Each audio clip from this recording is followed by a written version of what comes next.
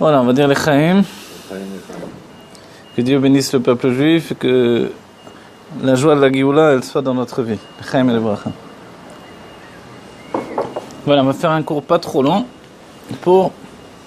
J'espère qu'on voit bien avec les deux dieux. Voilà, ce cours-là, il a pour but d'expliquer un petit peu Sukkot.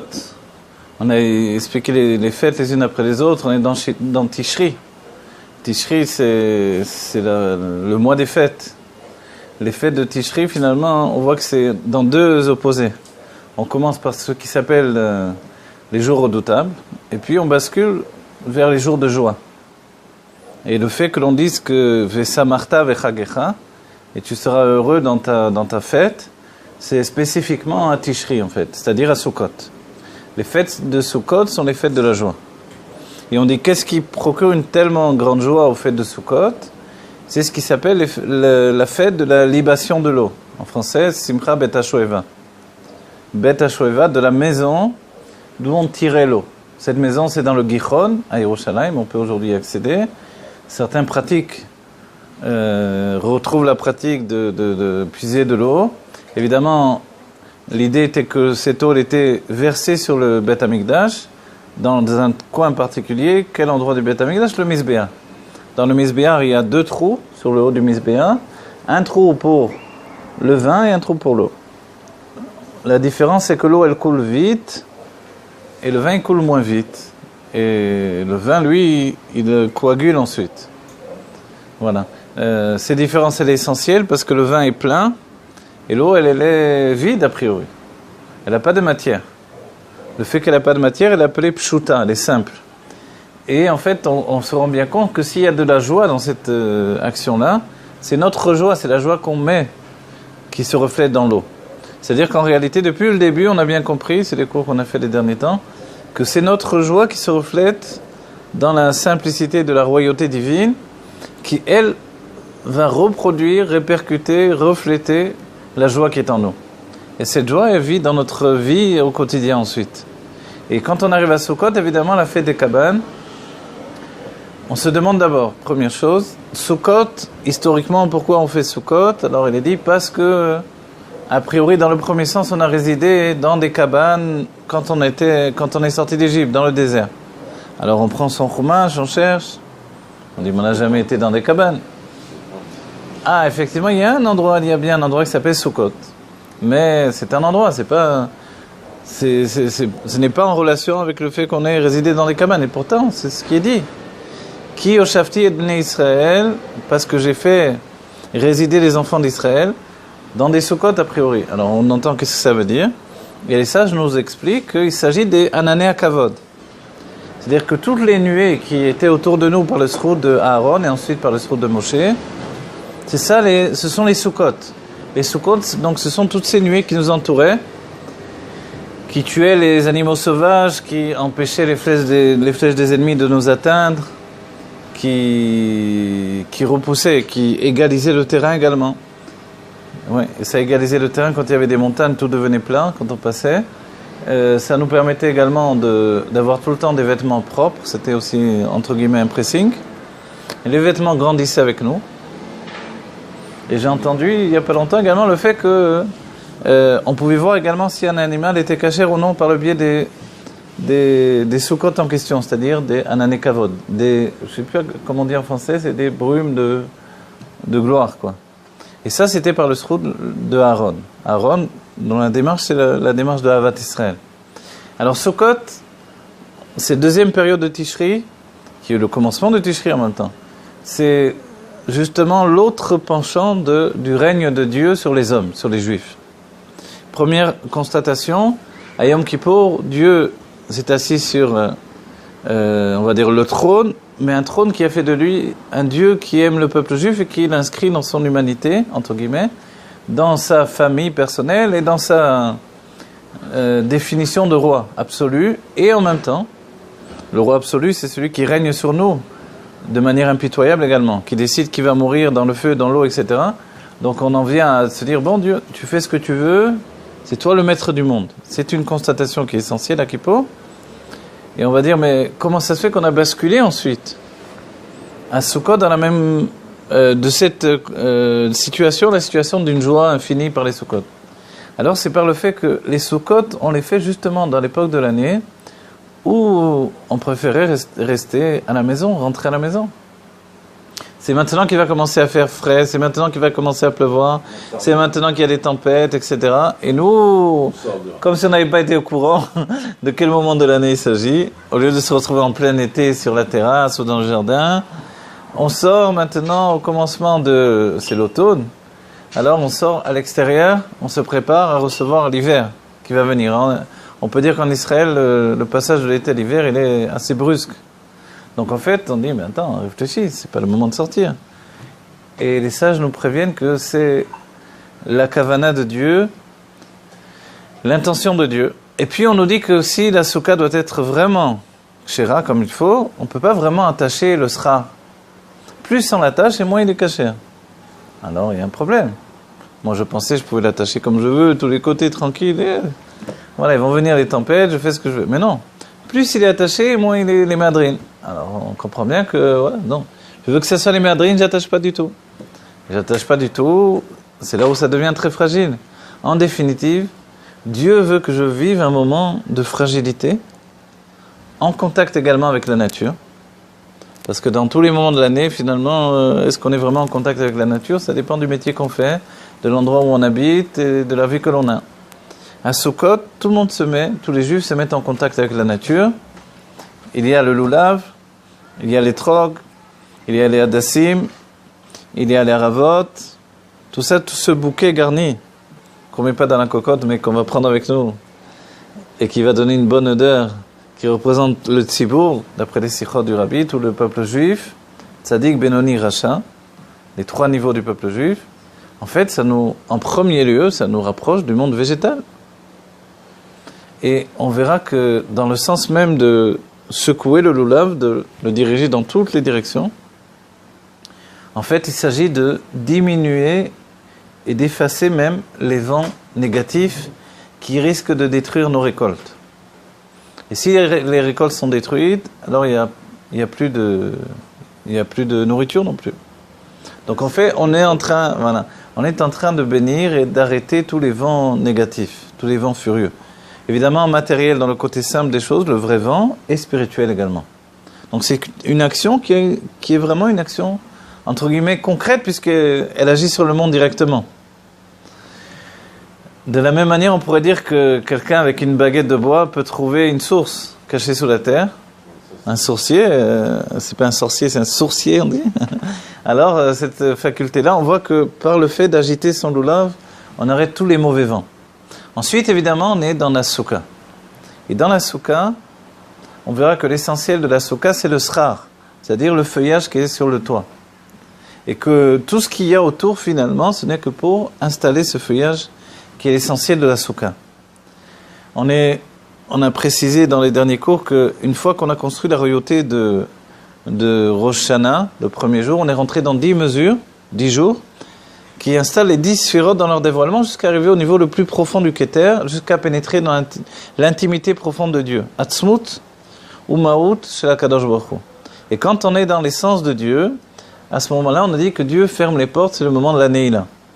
Le fait qu'on n'ait pas mangé pendant Yom Kippour, ce n'était pas pour jeûner, mais pour faire abstraction du monde matériel. Voilà. Et maintenant, la seconde période, c'est justement le moment où ce qui s'est fait dans le secret du Kodesh Kodashim, le Kohen Gadol est rentré dans le Kodesh Kodashim, il a apporté l'Ektoret, et puis personne ne le voyait, il était à l'intérieur tout seul. Lui et ses pensées, et lui et cette condition d'être une âme générale qui renquitte tout le peuple juif. On dit qu'à Sukkot, tout ce qui était caché va se dévoiler. Dans la Torah, il est écrit que le Chodesh Tishri, il est écrit à Chodesh, c'est à Yaryar Mitkase. C'est le mois où la lune se cache.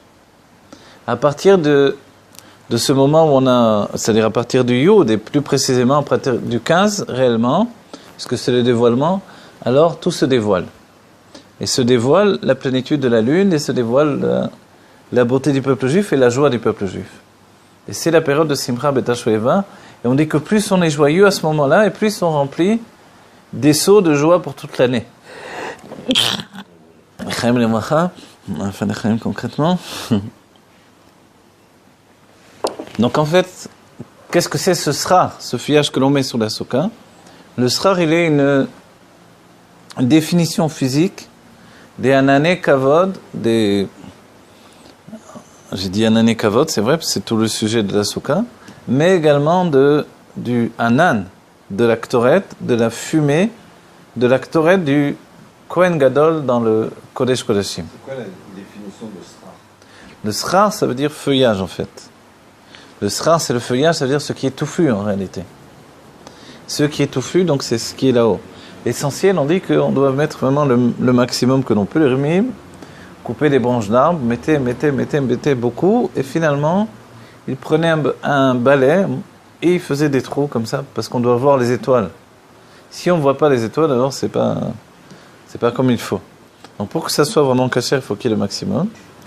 Comme c'était les branches d'arbres, alors évidemment, les branches ça tendance à tomber plus facilement. Mais on sait que les khatrila, la Khan nous dit on ne peut pas couvrir le toit de la souka avec des branches qui perdent leurs feuilles. Parce qu'évidemment, c'est beau le premier jour, le lendemain, il n'y a plus rien, quoi. Voilà, on prend des branches de palmier, c'est ce qui ne bouge pas en réalité, mis à part que le vent les bouge dans tous les sens. Moi hier j'ai tout rempli ce matin je suis arrivé, tout était, il y a des trous de partout, je dois tout recommencer. Non, j'ai pas mis que des branches, mais il y a une partie où je me suis dit je vais mettre des branches essentiellement, bon, c'était pas une très bonne idée. Voilà. Voilà. Alors il y a du vent, il y a toute l'ambiance. Ouais. Ouais. Alors on a dit le moins on peut attacher, le mieux c'est. Si on est obligé, on se débrouille. En face de chez toi, c'est levé le matin et plus. Il n'y avait plus. Ah ouais. Bon, bon, ben on souhaite que voilà, ça se passe bien.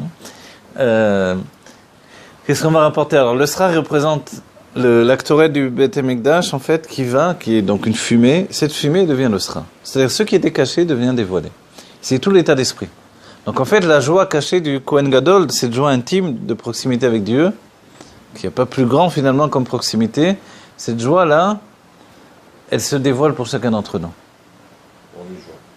Voilà, pendant toute cette période, des 7 jours, et voilà, et c'est vrai que ces 7 jours nous font entrer dans le 8e, et on prend des bagages pour toute l'année. Des bagages pour toute l'année, c'est vraiment des bagages de joie, on dit. C'est-à-dire c'est la joie pour toute l'année. À un tel degré que le jour de Simchat Torah, vraiment on remplit des seaux de joie, on dit. Donc plus on danse, on dit le jour de Simchat Torah, on a été au bout déjà, mais le jour de Simchat Torah, c'est un jour où il doit y avoir la chokhma dans la danse, la chokhma dans les pieds, la sagesse dans les pieds, la sagesse de danser. Plus on peut danser, plus c'est bien. Parce qu'à ce moment-là, on vient avec toute la simplicité. Mais voilà, il y a tout un déroulement. Les jours de Sukkot sont construits après les 4 jours qui nous séparent de Yom Kippur, qui sont appelés Yemei Shem Hashem. Nous sommes dans la Yemei Shem Hashem, les jours du nom de Dieu, puisqu'on a été au-dessus du nom de Dieu, Lifnei Hashem Titaharu. Au-dessus de Hashem, on va se purifier. Et à partir de ce moment-là, quand on revient au nom de Dieu, on le reconstruit. Et c'est ce qui est représenté par les 4 parois de la Souka. Voilà. C'est pour ça, si on peut faire 4 parois, c'est le mieux. 4 parois, il faut désigner que c'est pas obligé de faire un mur entier. Une paroi, ça peut être quelque chose comme ça. Les gens ne le savent pas toujours quand ils n'ont pas utilisé les connaissances de l'halakha ou étudié l'halakha. Voilà. 3 suffit, voilà. Et c'est un hidour de faire le 4e également. Et c'est un minakrabat. Pourquoi? Par rapport aux 4 lettres du nom de Dieu. Voilà. Donc le 4e, maintenant, on peut le faire comme on dit tout petit aussi. Vous voyez? Donc un vrai pan, c'est un pan qui n'est pas obligé d'être la lune. Il y a quelque chose qui nous aide pour la souka, c'est ce qui s'appelle également le livoud. C'est-à-dire l'accompagnement, ce qui va donner 2 endroits de se relier. C'est-à-dire que normalement, a priori, on penserait que la souka doit être collée sur le sol. Or, on voit qu'elle peut être décollée du sol. Voilà. Elle peut être décollée du sol du moment que c'est pas trop haut et qu'on rentre dans une dimension où le téphar, il nous permet de rapprocher. Et à ce moment-là, ce qui est séparé reste attaché. C'est ce qui s'appelle le livoud, le fait de rattacher des choses. C'est aussi la proximité avec un mur qui peut être d'un petit écart et c'est considéré comme si c'était sur le mur, etc. Des tas de choses qui nous aident à faire les soukhot. Et c'est vrai que les lois sont très nombreuses. Aose sukato mitachat hailan psula. Celui qui fait sa souka sous un arbre, elle est psula. Elle est psula parce que le feuillage doit être détaché de l'arbre. Voilà. Donc toute l'idée, elle est d'abord que la mitzvah de souka au départ, de la souka, elle ne doit pas coûter d'argent au départ. On a dit aujourd'hui, on peut acheter des soukot à 1000 shekels, 2000 shekels, etc. Voilà. Mais au départ, on peut prendre les portes de sa maison et faire une souka. Elle est cachère de la même manière. On peut prendre des palets de bois de dehors, on fait sa souka. On peut faire ce qu'on veut, quoi. Il n'y a pas de règles qui nous disent je peux prendre des armoires de la maison aussi, si je n'ai pas. Je prends des bibliothèques, une en face, ou 4 bibliothèques, et je peux très bien m'arranger de faire une souka comme ça. Donc, c'est possible. On s'accompagne des murs déjà existants qui sont dans la maison, à côté de la maison, etc. On profite de tout à Sukkot. On doit être très opportuniste et profiter de tout ce qui va faire que ma Sukkah va être le plus cachère. Voilà. Aujourd'hui, on voit presque plus de Sukkot avec un tissu uniquement. Le minimum, il y a toujours des cordes tendues. L'idée des cordes, il ne faut pas oublier que si elle est détendue, ça ne sert à rien du tout. Il faut qu'elle soit tendue au maximum. Voilà. Quand on fait une Sukkah avec des cordes, le tissu lui-même, c'est pas une paroi véritable. Parce que tant que ça bouge avec le vent, ça n'est pas indigne de Sukkah véritable. Donc, c'est là où on doit mettre des cordes. Et les cordes, elles doivent être séparées pas beaucoup, de deux tfachim chacune, et on met une rangée de cordes comme ça, bien tendues, ou alors de sangles. Il y a des tas de systèmes qui existent maintenant quand ils vendent des Sukkot toutes prêtes. Voilà. Et ce qu'on voit, c'est merveilleux, c'est que de plus en plus, donc, les Sukkot deviennent les méadrines. Avant, il y a déjà 10 ans en arrière, il y avait des Sukkot à la Panim, quoi, qui étaient... On allait voir pour manger dans un restaurant, les Sukkot n'étaient pas cachers. Aujourd'hui, la plupart des restaurants ont des Sukkot cachers grâce à Dieu. Les cafés, etc. Donc les gens qui s'installent, qui sont venus en vacances, etc., ils sont tranquilles. Et c'est merveilleux. Donc c'est une mitzvah qui se répand de plus en plus. En Eretz Israël, on peut la faire dans nos maisons, dans nos jardins, sur nos toits, dans tous les endroits qui sont à notre portée. Et ça, c'est vrai, c'est merveilleux. Quand on vient de Chutz La'aretz, on voit ça, on dit « Ah, c'est beau, des Sukkot de partout. » Comme un Chanukah, des Chanukot de partout. C'est de vivre le judaïsme tous ensemble. De vivre son judaïsme tous ensemble, et voilà. Et du coup, on a des shrenim, on appelle. On a des voisins qu'on n'avait pas auparavant. On entend tout aussi dans les Sukkot. On entend les voisins, alors, on entend quelle heure ils se couchent, ceux qui dorment dans les Sukkot, etc., etc. Tu dors dedans? Non, moi je ne dors pas dans les Sukkot. Le minhag de Chabad, on ne dort pas dans un Sukkah, on mange dans un Sukkah. On mange même quand il pleut, pour souligner, parce que la mitzvah est très importante. On ne met pas tellement de décoration, ou presque pas, ou pas du tout, pour ne pas faire une chatzitza, un empêchement en fait. Comme on dit, une chatzitza, c'est comme une femme qui va prendre le mikvé et qui a quelque chose collé sur la peau. Alors le mikvé, il y a un problème dans son mikvé. Donc la même chose, quand on met en fait un tissu qui n'a pas lieu d'être, outre le fait qu'il décore la souka en plus, quoi. Mais si j'ai du bois, par exemple, je ne mettrai pas en plus un tissu. Le bois, ce sera ma souka.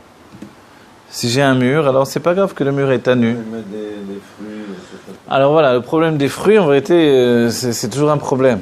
D'abord, l'idée de base, c'est que dans la halakha, c'est qu'on doit mettre comme feuillage de la souka que ce qui n'est pas mekabel touma. Dès qu'il y a des fruits, c'est mekabel touma. C'est vrai que, qu'est-ce que c'est cette touma? C'est, par exemple, à l'époque, on disait le sheretz. Quand il y avait de l'eau sur un fruit et que une fourmi, une mouche, un petit animal venait sur ce fruit, le fruit était tamé de touma de sheretz. Et cette touma-là, alors, elle était une impureté, cette impureté-là. Donc, dans la souka, on prend en compte aussi cette impureté-là. Donc, c'est pour ça que ne sert pour feuillage que ce qui n'est pas mekabel touma. Donc, on ne mettra pas des grappes de fruits, on ne mettra pas des ci, des ça, on fera très attention. On peut mettre des faux pour la décoration, voilà, on fera attention de laisser le maximum en fait, de souka au-dessus de sa tête, de feuillage pur au-dessus de sa tête. Qu'est-ce qu'on peut souligner encore? Il y a tellement de halachot, c'est tellement intéressant. Au niveau de la pnimut, on a bien compris, la souka, ça représente les makifim. Les makifim, ce sont les lumières qui nous entourent. Et en particulier, il est défini que la souka, ce sont les makifim de Bina. Les makifim de Bina, Ce sont les makifim liés à la bina. Donc, la bina, c'est la réflexion intellectuelle divine. Et cette réflexion intellectuelle qui amène à la tchouva il a. En fait, ces makifim de bina, ils sont liés directement à la chassidut Chabad. Parce que la chassidut Chabad est organisée avec des makifim de bina. Qu'est-ce que c'est exactement? Quand on analyse le terme, bina, c'est comprendre. Donc, quand j'explique quelque chose, j'utilise ma bina. En hébreu, bina, c'est le terme qui est lié au binyan, la construction. Donc, c'est une construction intellectuelle à partir de la réflexion. Ça n'a rien à voir avec la ville. Avec laver. La ville, comprendre. Ah, la vine, oui, c'est la même structure, ou même le ben. Pour ça, l'hébreu est une chose très... Ben, il vient de bina, qui vient de la vine aussi. La tvuna, par exemple, c'est les sentiments de la bina. La tvuna, on peut dire anirotse chez tavin et ze. Voilà, j'ai utilisé le terme tvuna à ce moment-là. Donc en fait, la tvuna, ce sont les sentiments de la bina qui sont eux considérés comme le corps aide pas à l'autre, la force d'émerveillement qu'il y a dans la bina. Mais la bina en elle-même est là, donc elle génère ce qui s'appelle des makifim. Et ces makifim, c'est justement qu'au moment même où je comprends quelque chose, à ce moment-là, je vois qu'il y a des tas de choses qui restent en dehors de ma compréhension. Ça génère des tas de sensations d'incompréhension, mais qui sont autant d'influence sur moi. C'est-à-dire, curieusement, quand je vais à un cours ou quand je reviens à un cours, quand je m'attache à un enseignement ou à un rave d'après la chassidut Chabad, c'est pas uniquement pour ce que je comprends, mais c'est pour tout ce que je ne comprends pas qui est généré dans le cours. C'est-à-dire que dans l'explication, au sein même de l'explication, il y a tellement d'impressions, une infinité d'influences que je ne comprends pas, d'après l'intellect, et qui pourtant me donne une sensation d'éveil de l'âme. En vérité, mon âme divine comprend, mon âme intellectuelle ne comprend pas. Et tout le travail, c'est d'intérioriser. Les Yachev est un makifim de Bina. C'est d'intérioriser les makifim de la Bina. Ouais. Mais le cours d'après, si on a compris, il faut autre chose. Ah ouais, il y aura toujours autre chose. À chaque fois, en même temps que le comprend, il y a toujours quelque chose qui reste au-delà de notre compréhension. Le simple fait que ça éveille des questions. On donne l'exemple, bon, évidemment c'est au-delà de ça, mais l'Admor Emsaï, qui est très lié à la Souka, au sujet de la Souka, l'Admor Emsaï, quand il donnait un cours, il disait un cours, un mahama. Au même moment où il enseignait le mahama, alors qu'il n'y avait pas un bruit, on n'entendait pas une mouche voler, selon les termes, c'est chut. Les chassidim se regardaient et se demandaient qui dit chut, il n'y a personne qui parle ici. Et en réalité, il disait chut pour taire toutes les influences et les conduits de compréhension, des lignes de compréhension qui s'offraient à lui à chaque fois qu'il expliquait quelque chose. Chaque fois qu'il expliquait quelque chose, il voyait toutes les lignes qu'il pouvait emprunter. Le chut, c'était sa propre, voilà. Laisse-moi continuer dans la ligne que j'ai établie maintenant. Et voilà, à chaque fois, tout venait pour lui, les ramifications de la compréhension de ce qu'il enseignait. Et c'est ça les Nunchar Bina, dans leur facette de makifim de Bina.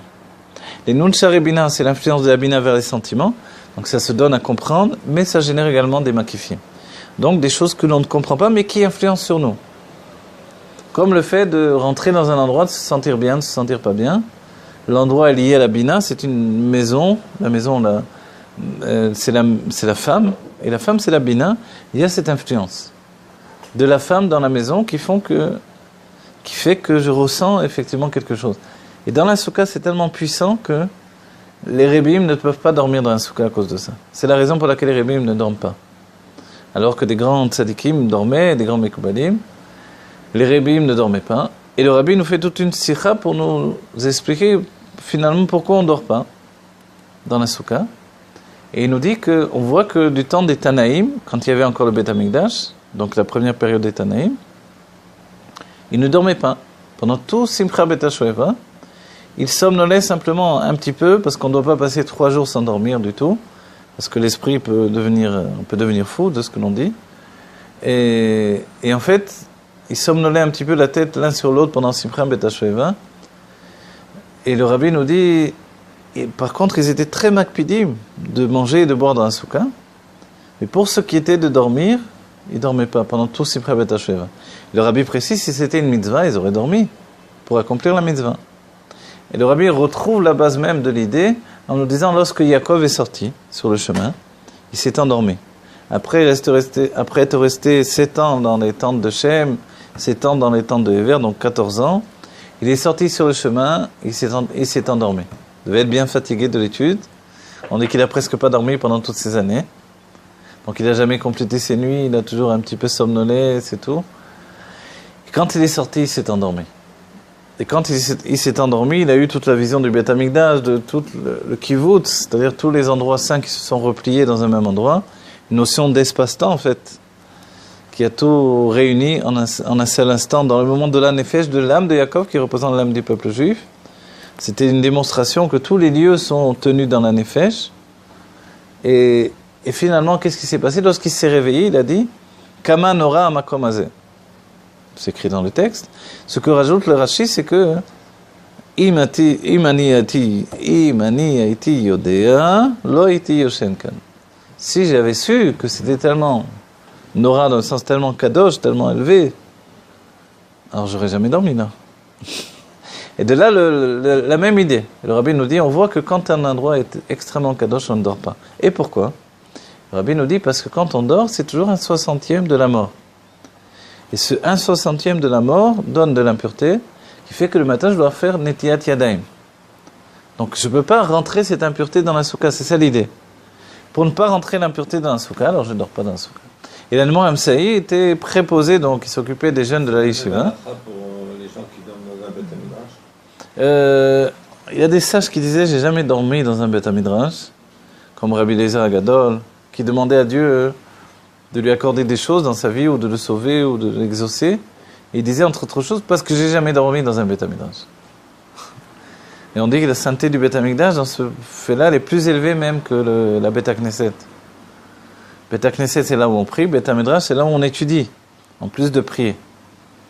Donc en fait, il n'a jamais dormi. Moi, je me rappelle que pendant des années, j'ai jamais dormi non plus dans un Beth Midrash. Alors que des années, je voyais tout le monde, enfin beaucoup de monde qui dormait, quoi, dans les collèges. Mais la seule fois où je me suis endormi, curieusement, c'est quand je suis parti chez le Rabbi, la première fois. Et j'ai pas dormi du tout dans l'avion, c'est 12 heures de vol. Arrivé là-bas, j'étais KO, et sans m'en apercevoir, je me suis endormi dans la Beth Midrash du Rabbi. Voilà. Dans la soukha, on ne dort pas donc. Voilà. Quand on s'endort dans la soukha, alors on apporte des mochines de katnout, et ça donne effectivement... c'est dommage d'entraîner ça dans la soukha, d'après la Chassidut Chabad. Voilà. Ceux qui dorment, évidemment, ils ont sur qui se baser, et ils font des bonnes choses, et c'est bien. Pour eux, c'est une mitzvah. Voilà. D'après donc l'Admor Amsaï, quand il voyait des chassidim, des talmidim qui arrivaient en pyjama, il disait quoi, en pyjama dans la soukha? C'est possible, c'est pas. Donc c'était impossible dans la Chassidut Chabad. Et etc.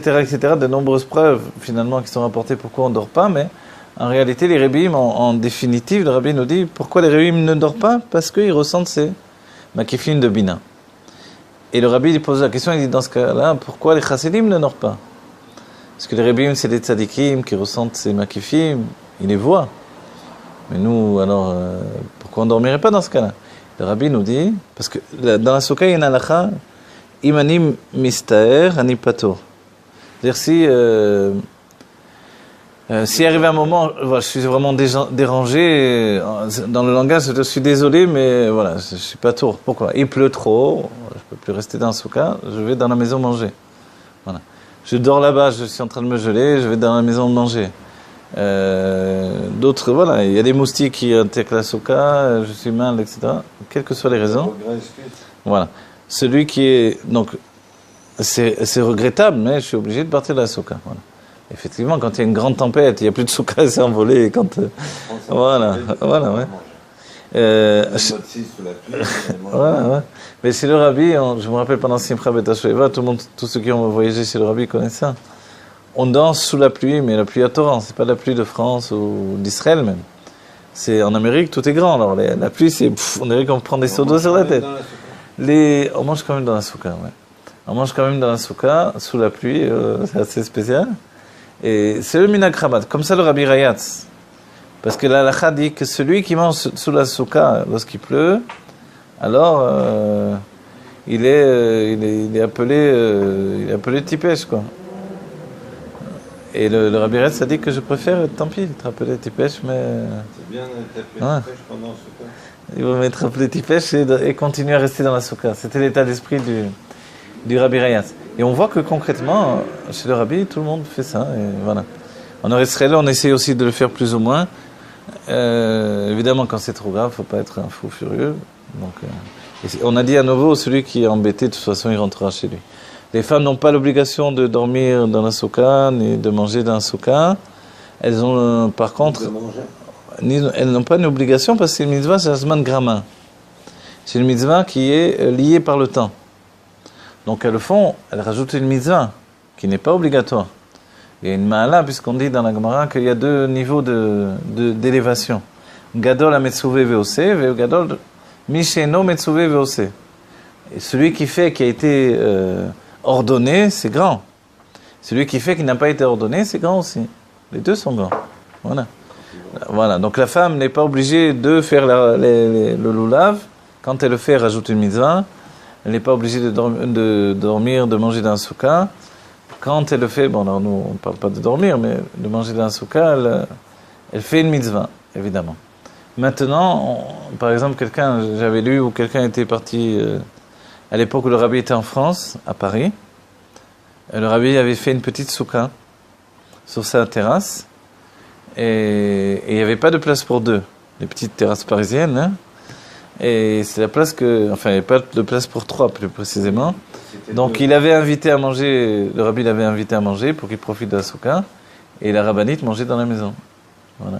Donc là, on voit concrètement que évidemment, si une femme n'est pas obligée, elle le fait pour avoir une mitzvah en plus, mais si elle va laisser la mitzvah à un homme, elle la laissera évidemment, plutôt que de prendre elle-même la mitzvah. Voilà, à Sante, par exemple, j'ai entendu qu'ils ont dit, le Hadmour de Sante a demandé que les femmes ne soient pas dans la souka, hein. que les hommes uniquement dans la souka, entre eux, et pas les femmes, et comme ça donnera des enfants avec la crainte de Dieu. Voilà. C'est une vision des choses, évidemment. C'est la vision d'une chassidoute, d'un état d'esprit, mais évidemment, c'est pas la vision de tout le peuple juif. On va dire heureusement, ou pas heureusement, quoi. Les femmes ne mangent pas dans ce cas du tout. Alors, d'après le rabbi de Sante, a priori, de ce que j'ai entendu cette semaine, quoi, enfin, la choule, le Shabbat, Je demanderai à un copain qui est ouais, que les femmes ne dorment pas ne mangent pas, ne dorment pas dans un souka, ne viennent pas dans un souka du tout, a priori. Voilà, plus ou moins. Mais, à nouveau, c'est une mitzvah pour la femme aussi de venir dans un souka, mais ce n'est pas une mitzvah imposée, obligatoire. C'est ça la différence. Pourquoi ? Parce que tous les mitzvot qui sont liés au temps, la femme n'est pas obligée. Ça, c'est une élévation de la femme par rapport à l'homme. Dans les jours de Sukkot, on accueille des invités, des invités chassidiques.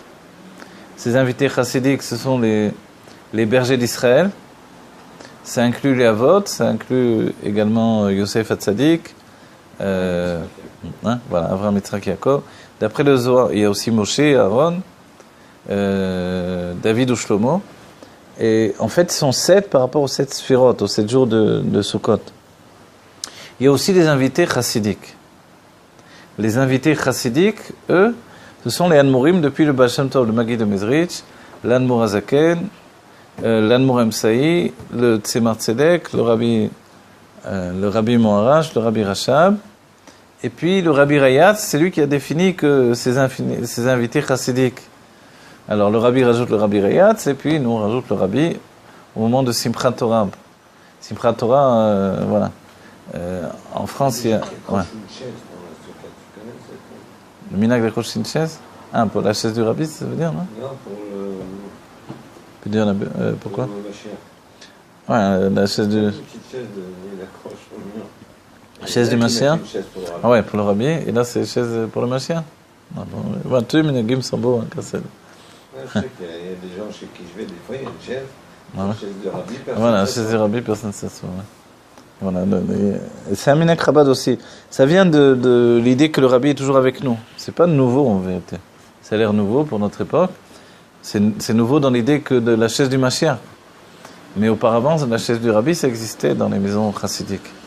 Que le Rabbi est toujours avec nous.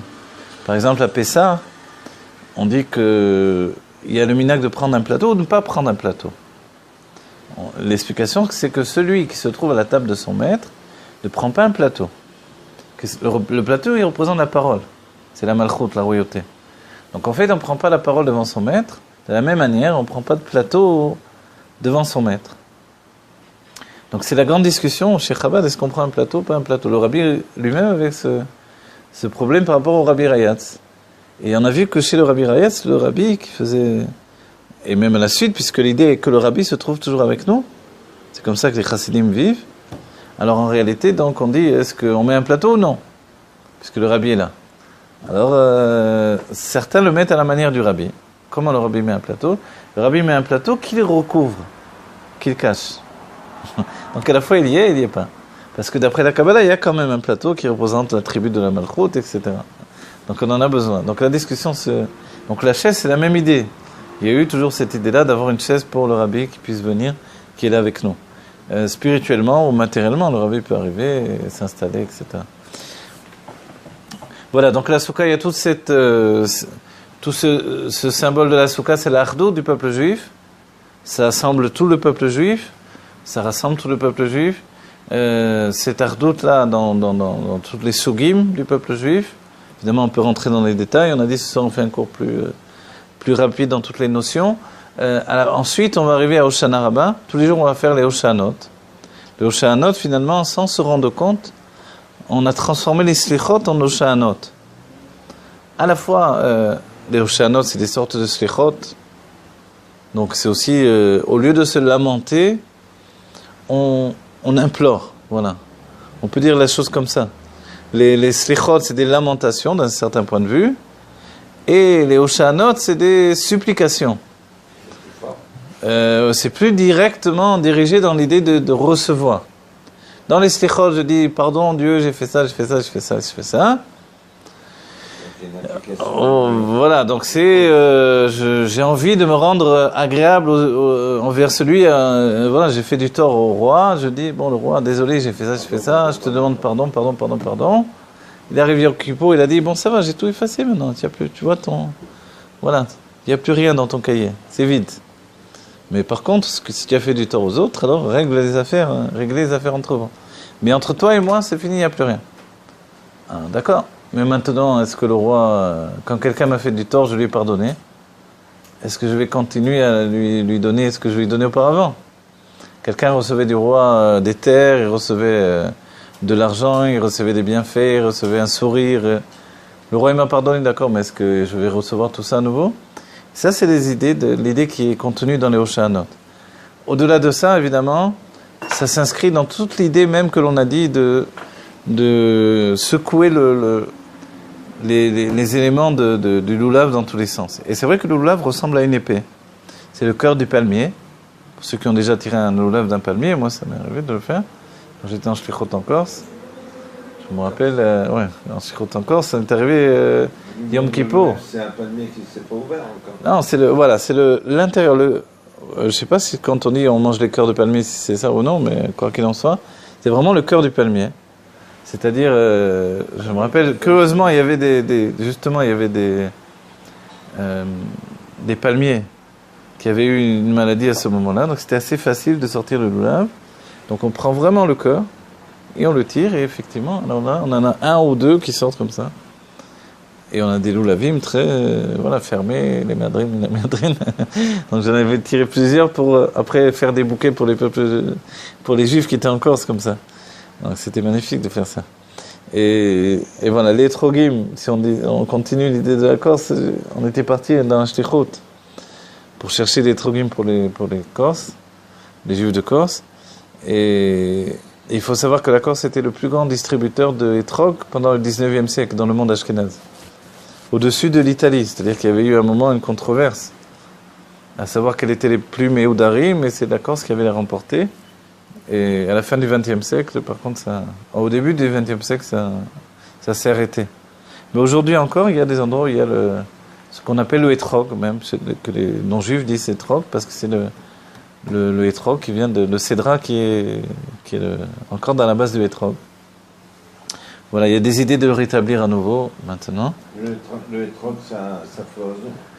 Voilà, le etrog, c'est un cédra, mais qui est établi etrog par les sages. Il faut qu'il soit spécifié, qu'il est pur, qu'il n'y a pas eu de bouture. Mais est-ce que sa maturation, c'est maintenant? La Torah a dit, il s'appelle Pri Etz Hadar. Je ne sais pas trop comment on traduit en français, mais je vais donner le sens. Le fruit de l'arbre Hadar. Le mot Hadar, Hadar c'est le sens de beauté, mais c'est aussi le sens de qui habite sur l'arbre toute l'année. C'est-à-dire que les étrogim, on en voit toute l'année. Il y a des étrogim. On peut voir ceux qui ont vu des étroguiers. Le fruit est toute l'année sur l'arbre. Il est toute l'année et les étrogues grossissent à fur et à mesure. Ce qu'il a de particulier, ce qu'on en a vu, c'est quand on a été chercher les étrogim, justement encore, on a contacté des gens qui avaient des plantations d'étrogues. Ouais. Il devient de plus en plus gros. Le gros problème, ce sont les piquants. C'est-à-dire que les branches ont des tas comme des roses vraiment, mais très très beaucoup plus violents. Voilà, comme les citronniers, mais en plus. Hein. Voilà, exactement. Comme les citronniers, de là le fait que c'est la même famille de toute façon. On dit que l'étrogue, dans la base, c'est la base du citron. Le citron vient de l'étrogue, de ce qui est dit. Mais quand on coupe l'intérieur, on voit la différence vraiment. Voilà, c'est pas la même structure intérieure. Il n'y a pas de jus quand on va serrer l'étrogue, on ne va pas en sortir du jus. Mais on peut faire une très bonne confiture, etc. En Corse, par exemple, ou en Italie, évidemment, les étrogim, les non-juifs les prennent pour faire les confitures et pour faire des jus, pas des jus, mais des liqueurs d'étrog. Voilà. Et donc, quand on était encore sans Sfirout, on a téléphoné pour commander des étrogim. On est arrivé, ils nous avaient sorti des gros, immenses étrogim comme ça. Ils n'étaient pas beaux. Voilà, mais ils n'étaient pas beaux, ils étaient tout abîmés. On a expliqué, non, il dit, je veux pas ça, moi, je veux des beaux. Plus petits, j'ai pas besoin qu'ils soient si gros, mais beaux. C'est quoi beau? C'est-à-dire qu'ils ne soient pas entaillés, quoi. Alors, effectivement, quand on dit la beauté de l'étrogue, il doit être droit. Et on verra que dans toute la ligne même, le loulav aussi, sa beauté, c'est le fait qu'il soit droit dans le loulav, qu'il ne soit pas déchiré à l'intérieur, évidemment. Donc l'idée de Minak Rabat, c'est de le prendre fermé, avec un chrome dessus, une pellicule qui démontre qu'il est fermé. La pellicule elle est marron, qui le garde fermé. Certains, dans d'autres lignes d'après le Chazonish ou d'autres courants de pensée de la halakha, alors veulent l'ouvrir justement, pour voir s'il est vraiment fermé au milieu. Il arrive assez souvent qu'à force de l'ouvrir, on le déchire au moment même où on l'ouvre, ce qui est assez embêtant. Donc l'idée de base, c'est qu'il doit être fermé pour que, quand on le déplie totalement, même à l'intérieur, c'est une sorte de cahier comme ça avec des pliures intérieures, alors à l'intérieur aussi il est fermé. C'est ça qui fait la cacheroute du loulav et le fait qu'il soit droit. Dans l'étrogue, il y a aussi l'idée de droiture, c'est-à-dire entre le pitom qui est en haut, c'est-à-dire ce qui est le bout, la tête de l'étrogue, et ce qui le rattache à la branche, donc ce qui est en bas, donc il faut qu'entre les deux, l'étrogue ait une belle forme. Il doit être beau. Voilà, il doit être droit. Il n'y a pas le pitom. Alors oui, ça dépend. Chez Chabad, il y a le pitom. Il y a le risque du pitom, c'est que si le premier jour il tombe, enfin le premier jour, pas le premier jour, quand on a pris le pitom, s'il se casse, il n'est pas saoul. C'est pour ça que certains ne veulent pas le prendre avec le pitom. Voilà. Donc à partir de ce moment-là, on est embêté. Voilà. Le pitom, c'est ce qu'il a raccroché. Voilà, non, c'est pas ce qu'il raccroche à l'arbre, c'est l'autre côté. C'est la pointe, voilà, la pointe. La pointe, elle est avec une sorte de boule au-dessus. C'est comme la sève qui a débordé en fait. Voilà. Mais ce qui le raccroche à l'arbre, c'est l'autre côté. Voilà. Maintenant, quand on le prend sur l'arbre, l'étrogue, comme ça nous est arrivé alors, la difficulté, c'est de trouver un étrogue qui ne soit pas entaillé par les branches, qui, comme tu l'as dit, sont très très pointues. C'est vraiment des sabres. Ah, c'est en fait l'arbre, c'est le feu lui-même avec ça. Agrandissant qu'il s'abîme dans l'arbre. Voilà, il s'abîme dans l'arbre. Pour avoir vraiment des étrogim comme on a nous, les méadrines, etc., il faut les préserver toute l'année. C'est-à-dire qu'au fur et à mesure, voilà, au fur et à mesure qu'ils grandissent, il faut les envelopper, les préserver pour qu'ils grandissent sans être entaillés par les épines. Ils ont voilà. le droit de couper les épines. Est-ce qu'ils ont le droit de couper les épines? Je crois qu'il n'y a pas de problème. Mais le tout, c'est de ne pas enlever... je ne sais pas en vérité, pourquoi il n'y aurait pas le droit ou quoi que ce soit. Je sais pas, ouais. Bon, l'essentiel, c'est le fruit lui-même, a priori. C'est intéressant de cultiver des... Non, bien sûr que oui. Maintenant, alors voilà, dans le cas précis, quand on est rentré dans un champ d'étrog, enfin un champ de cédra pour dire la vérité, et à ce moment-là, quand on voit un champ de cédra, c'est magnifique d'abord, hein, c'est très beau. Mais pour trouver alors des étrogs intacts, c'était vraiment ce qui était la branche qui se penchait en avant, et au bout, il y avait un étrog qui pendait dans le vide comme ça, alors celui-là, on pouvait le prendre. Voilà, on a pris plusieurs, donc pour distribuer aux Juifs, pour faire Mifsaïm. Et c'était une belle impression de faire ça. Voilà. Après, on est parti chercher la myrte dans le maquis. Voilà. Les haravot, c'était plus difficile, il n'y en avait pas autant que ça. Et c'était le plus difficile de trouver des haravot. Finalement, on a trouvé. Hein? Il y a une belle communauté. Il y a une communauté dispersée qui se retrouve à Yom Kippour. Voilà. Donc depuis Yom Kippour, on bascule dans la joie de Sukkot. Voilà, en général, donc tout Sukkot, c'est une joie infinie. La joie, on dit en simcha la beyain et la bebassa. Le rabbi nous dit que il y a 2 jours de fête, essentiellement. Donc le premier jour qui est le jour de Sukkot, et le jour de Shmini Atzeret, auquel se rajoute donc la notion de Simchat Torah. Dans la Torah, il s'appelle Shmini Atzeret, il ne s'appelle pas Simchat Torah. Le nom de Simchat Torah lui a été rajouté, c'est un minag. En France, ils ont Shmini Atzeret et Simchat. Voilà, en France, ils ont les deux, ils divisent en deux parce que on rajoute un jour. En Eretz Israël, c'est le même jour uniquement. Bah oui. Voilà. Donc en France, on divise en deux. Il y a à la fois Shmini Atzeret et Simchat Torah. Shmini Atzeret en France, on est dans la Souka.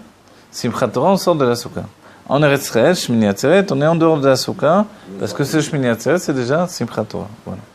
Donc en fait, jusqu'à Hoshana Rabbah, inclus, ouais, ça me plaît. Alors je continue pour l'antenne, hein.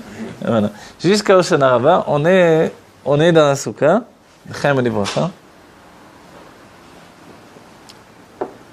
Et Hoshana Rabbah, ça représente la joie du peuple juif au moment où finalement on reçoit tout le jugement de Rosh Hashanah, mais d'une manière dans le cadre de la joie. C'est-à-dire on est jugé de nouveau, mais plutôt que d'être jugé dans la rigueur comme ça a été fait auparavant, tout au temps où on a donné de la rigueur à Kadosh Baruch Hu pour qu'il puisse nous juger, dans la royauté de Rosh Hashanah.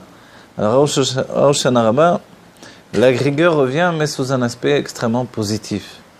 L'aspect positif de Hoshana Rabbah, c'est vraiment comme les kavanot de Rosh Hashanah. C'est pour ça qu'à Hoshana Rabbah, on mange à nouveau la pomme trempée dans le miel.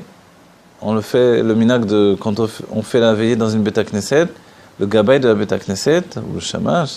On refait le... On distribue, donc on est sous la souka évidemment, et on distribue des pommes que l'on trempe dans le miel à nouveau. Et c'est un moment de joie. Je me rappelle chez le rabbi, il y a des caissons de pommes, des caissons, c'est presque plus haut que moi, comme ça, avec des pommes immenses comme ça, hein, grosses, rouges. Et pour dire la vérité, j'ai jamais mangé des pommes aussi bonnes que ça. C'est du miel, les pommes elles-mêmes, elles sont du miel, elles sont tellement délicieuses, c'est incroyable. Les gens les épluchent, les coupent et... Voilà, on les épluche, on les coupe et on les trempe dans le miel et voilà. Et c'est des grandes questions comme ça parce que c'est... Et c'est vrai qu'au Hoshana Rabbah, chez le rabbi, c'est particulier parce que chez le rabbi, quand on est à Sukkot, il pleut tout le temps. Bon, toutes les nuits, Simcha Bet HaShoeva, on danse sous la pluie. Il y a les orchestres dans la rue, donc Kingston, toute la rue de Kingston est bloquée par la police. Et puis on danse toute la nuit, jusqu'au matin, la police revient, nous demande de partir gentiment. et la rue se remet en place. C'est-à-dire les voitures peuvent circuler à nouveau, mais pendant toute la nuit c'est fermé. Il y a l'orchestre chassidique, Abraham Fried, etc. Je sais pas moi, les Piamenta et tous les chanteurs qui sont là. Et ça danse, des centaines de personnes, des milliers de personnes qui dansent dans la rue, tous les jours, tous les soirs. Le rabbi a rétabli en fait la simcha du Beth Amikdash. Le petit problème technique, c'est que ensuite, quand on revient faire Sukkot dans un autre endroit, on a l'impression qu'on rentre dans un hospice de vieux, un peu comme ça, très endormi à côté. Parce que là-bas, on n'a pas le temps de dormir.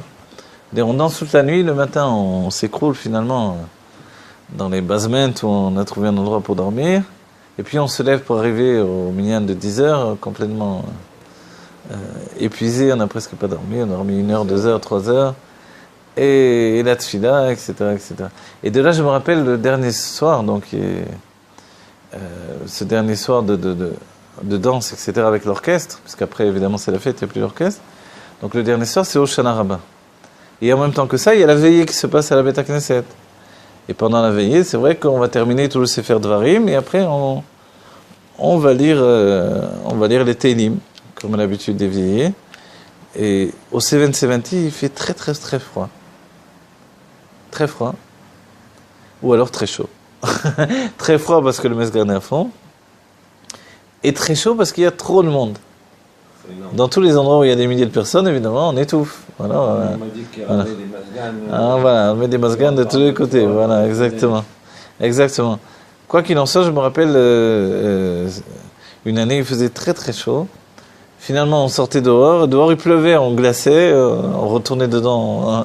Alors, c'était un peu difficile. Tout le monde s'endormait, etc. Pourquoi on s'endort? Parce qu'on a tellement peu dormi qu'au moment de se tenir pour lire les Télim et de veiller un peu, tout le monde s'endort. Et cette ambiance-là, c'était spécial.